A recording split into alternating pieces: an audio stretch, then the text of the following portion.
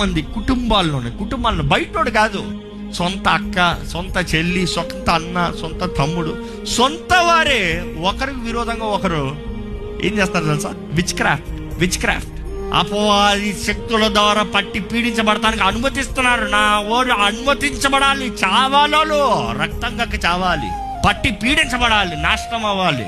ఎందుకు? స్వార్థానికి. వారు బాగుండాలి, ఇంకోళ్ళు బాగోకూడదు, వాళ్ళు ఫలించాలి, ఇంకోళ్ళు ఫలించకూడదు. ఎంత మందిని చూస్తున్నామండి, ఎంత దుఃఖకరమైన విషయం.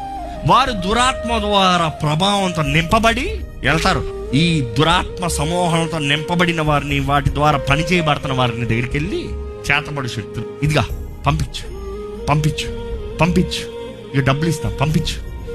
ఎంత దుఃఖకరమైన విషయం తెలియట్లేదు. చాలా మందికి మోసపోతున్నారు. ఏంటి తెలుసా?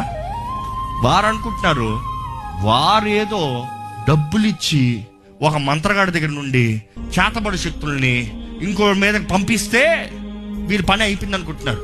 No, you ask any witchcraft, మంత్రగాళ్ళని ఎవరినైనా అడగండి, చెప్తారు. ఏంటి తెలుసా?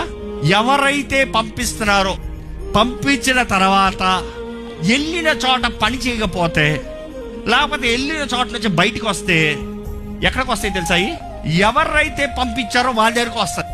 అందుకనే ఇంకోటి బాగుపడకూడదని చేసేవారు చాలా మంది, వారి జీవితాలకి స్లాప్ బ్యాక్. ఎప్పుడు ఎలా ఉంటుంది? It's like a ball, bouncing ball. గాడ్కి ఎత్తి కొట్టండి, మీరు ఎంత గట్టిగా కొడతారో అంత గట్టిగా వస్తారు.